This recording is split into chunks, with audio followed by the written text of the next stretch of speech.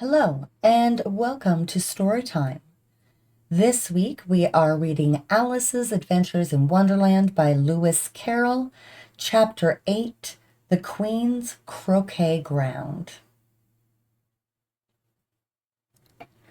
A large rose tree stood near the entrance of the garden. The roses growing on it were white, but there were 3 gardeners at it, busily painting them red. Alice thought this a very curious thing, and she went nearer to watch them. And just as she came up to them, she heard one of them say, "Look out now, 5, don't go splashing paint over me like that." "I couldn't help it," said 5 in a sulky tone. "7 jogged my elbow." On which 7 looked up and said, "That's right, 5, always lay the blame on others." "You'd better not talk," said 5. "I heard the Queen say only yesterday you deserved to be beheaded." "What for?" said the one who had spoken first. "That's none of your business, too," said 7. "Yes, it is his business," says 5, "and I'll tell him. It was for bringing the cook tulip roots instead of onions." 7 flung down his brush and had just begun. Well, of all the unjust things, when his eye chanced to fall upon Alice as she stood watching them, and he checked himself suddenly. The others looked round also, and all of them bowed low. "Would you tell me, please," said Alice, a little timidly, "why you are painting those roses?" 5 and 7 said nothing, but looked at 2. 2 began in a low voice. "Why, the fact is, you see, miss, this here ought to have been a red rose tree, and we put up a white one in it by mistake, and if the Queen was to find it out, we should all have our heads cut off, you know. So you see, miss, we're doing our best afore she comes to." At this moment 5, who had been anxiously looking across the garden, called out, "The Queen! The Queen!" And the 3 gardeners instantly threw themselves flat upon their faces. There was a sound of many footsteps, and Alice looked round, eager to see the Queen. First came 10 soldiers carrying clubs. These were all shaped like the 3 gardeners, oblong and flat, with their hands and feet at the corners. Next, the 10 courtiers. These were ornamented all over with diamonds, and walked 2 and 2, as the soldiers did. After these came the royal children. There were 10 of them, and the little dears came jumping merrily along, hand in hand in couples. They were all ornamented with hearts. Next came the guests, mostly kings and queens, and among them Alice recognized the white rabbit. It was talking in a hurried, nervous manner, smiling at everything that was said, and went by without noticing her. Then followed the knave of hearts, carrying the king's crown on a crimson velvet cushion. And last of all this grand procession came the King and the Queen of Hearts. Alice was rather doubtful whether she ought not to lie down on her face like the 3 gardeners, but she could not remember ever having heard of such a rule at processions, and besides, what would be the use of a procession, thought she, if people had all to lie down upon their faces, so that they couldn't see it? So she stood where she was and waited. When the procession came opposite to Alice, they all stopped and looked at her, and the Queen said severely, "Who is this?" She said it to the knave of hearts, who only bowed and smiled in reply. "Idiot," said the Queen, tossing her head impatiently, and, turning to Alice, she went on, "What's your name, child?" "My name is Alice, so please your majesty," said Alice very politely, but she added to herself, "Why, they're only a pack of cards after all. I needn't be afraid of them." "And who are these?" said the queen, pointing to the 3 gardeners who were lying round the rose tree. For you see, as they were lying on their faces and the pattern on their backs was the same as the rest of the pack, she could not tell whether they were gardeners or soldiers or courtiers or 3 of her own children. "How should I know?" said Alice, surprised at her own courage. "It's no business of mine." The queen turned crimson with fury, and after glaring at her for a moment like a wild beast, she began screaming. "Off with her head! Off with nonsense!" said Alice, very loudly and decidedly, and the queen was silent. The king laid his hand upon her arm and timidly said, "Consider, my dear, she is only a child." The queen turned angrily away from him and said to the knave, "Turn them over." The knave did so very carefully with 1 foot. "Get up," said the queen in a shrill, loud voice, and the 3 gardeners instantly jumped up and began bowing to the king, the queen, the royal children, and everybody else. "Leave off that," screamed the queen. "You make me giddy." And then, turning to the rose tree, she went on, "What have you been doing here?" "May it please your majesty," said 2, in a very humble tone, going down on one knee as he spoke, "we were trying—" "I see," said the queen, who had meanwhile been examining the roses. "Off with their heads!" And the procession moved on, 3 of the soldiers remaining behind to execute the unfortunate gardeners who ran to Alice for protection. "You shan't be beheaded," said Alice, and she put them into a large flower pot that stood near. The 3 soldiers wandered about for a minute or 2 looking for them, and then quietly marched off after the others. "Are their heads off?" shouted the queen. "Their heads are gone, if it please your majesty," the soldiers shouted in reply. "That's right," shouted the queen. "Can you play croquet?" The soldiers were silent and looked at Alice, as the question was evidently meant for her. "Yes," shouted Alice. "Come on, then," roared the queen, and Alice joined the procession, wondering very much what would happen next. "It's a very fine day," said a timid voice at her side. She was walking by the white rabbit, who was peeping anxiously into her face. "Very," said Alice. "Where's the Duchess?" "Hush, hush," said the rabbit in a low, hurried tone.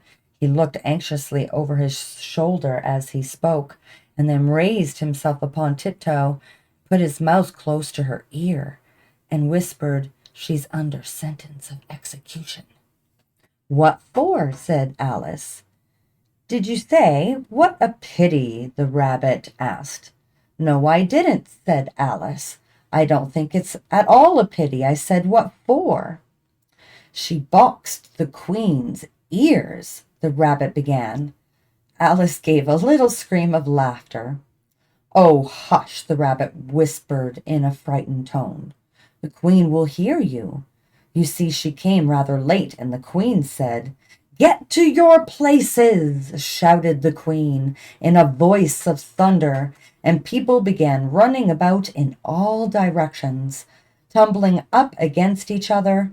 However, they got settled down in a minute or 2, and the game began.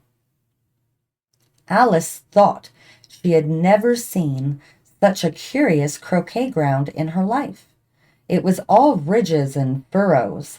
The croquet balls were live hedgehogs, and the mallets live flamingos, and the soldiers had to double themselves up and stand on their hands and feet to make the arches. The chief difficulty Alice found at first was in managing her flamingo. She succeeded in getting its body tucked away comfortably enough under her arm, with its legs hanging down, but generally just as she had got its neck nicely straightened out and was going to give the hedgehog a blow with its head, it would twist itself around and look up in her face with such a puzzled expression that she could not help bursting out laughing. And when she'd got its head down and was going to begin again, it was very provoking to find that the hedgehog had unrolled itself and was in the act of crawling away. Besides all this, there was generally a ridge or a furrow in the way wherever she wanted to send the hedgehog to. And as the doubled-up soldiers were always getting up and walking off to other parts of the ground, Alice soon came to the conclusion that it was a very difficult game indeed. The players all played at once, without waiting for turns, quarreling all the while, and fighting for the hedgehogs. And in a very short time the queen was in a furious passion, and went stamping about and shouting, "Off with his head," or "Off with her head," about once in a minute. Alice began to feel very uneasy, to be sure. She had not as yet had any dispute with the queen, but she knew that it might happen any minute. And then, thought she, what would become of me? They're dreadfully fond of beheading people here. The great wonder is that there's anyone left alive. She was looking about for some way of escape and wondering whether she could get away without being seen, when she noticed a curious appearance in the air.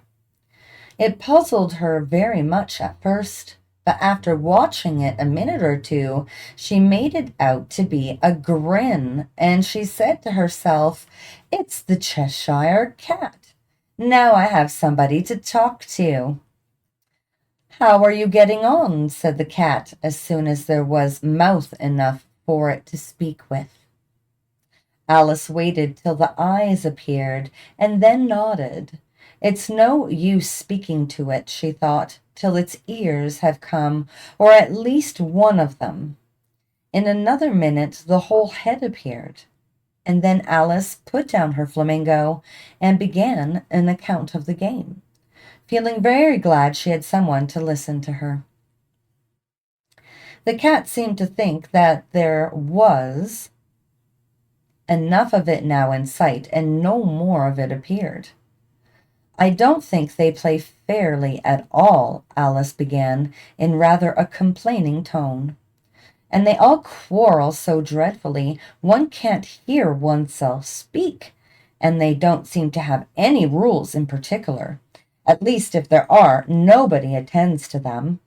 And you've no idea how confusing it is, all the things being alive. For instance, there's the arch I've got to go through next walking about at the other end of the ground, and I should have croqueted with the queen's hedgehog just now, only it ran away when it saw mine coming." "How do you like the queen?" said the cat in a low voice. "Not at all," said Alice. "She's so extremely—" Just then she noticed that the queen was close behind her, listening, so she went on, "Likely to win, that it's hardly worth while finishing the game."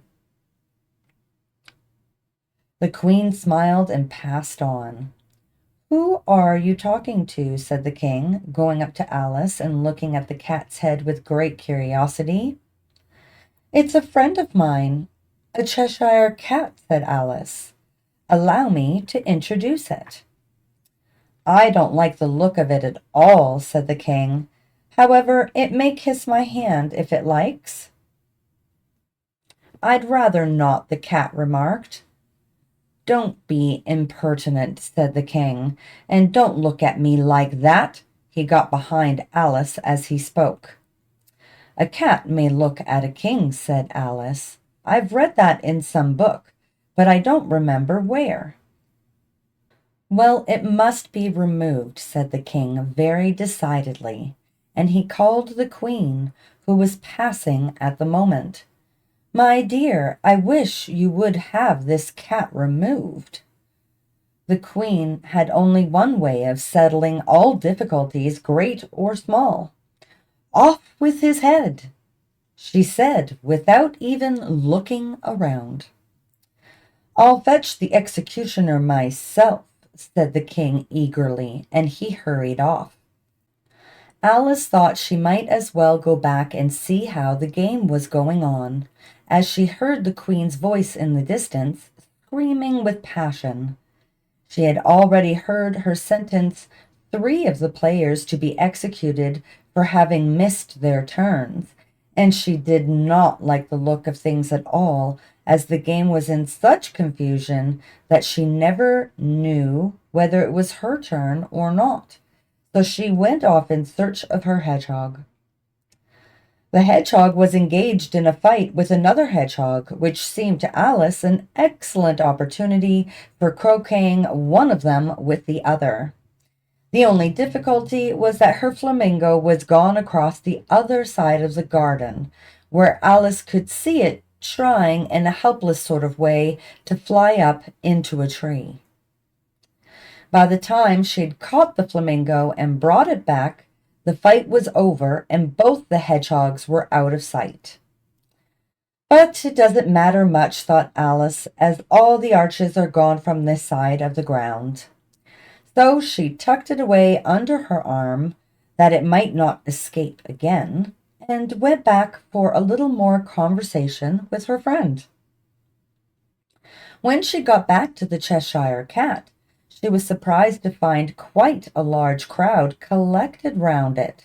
There was a dispute going on between the executioner, the king, and the queen, who were all talking at once, while all the rest were quite silent and looked very uncomfortable. The moment Alice appeared, she was appealed to by all 3 to settle the question, and they repeated their arguments to her, though as they all spoke at once, she found it very hard to make out exactly what they said. The executioner's argument was that you couldn't cut off a head unless there was a body to cut it off from, that he had never had to do such a thing before, and he wasn't going to begin at this time of life. The king's argument was that anything that had a head could be beheaded, and that you weren't talking to nonsense. The queen's argument was that if something wasn't done about it in less than no time, she'd have everybody executed all round. It was this last remark that had made the whole party look so grave and anxious. Alice could think of nothing else to say but, "It belongs to the Duchess. You'd better ask her about it." "She's in prison," said the queen to the executioner. "Fetch her here." And the executioner went off like an arrow. The cat's head began fading away the moment he was gone, and by the time he had come back with the Duchess, it had entirely disappeared. So the king and the executioner ran wildly up and down looking for it, while the rest of the party went back to the game. And that's it for Chapter 8. Thank you so very much for sticking around and supporting the channel. If you'd like to support the channel further, please feel free to hit the like and subscribe button. Next week's episode, we will continue forward with Alice's adventures in Wonderland with Chapter 9, The Mock Turtle's Story. Until then, take care.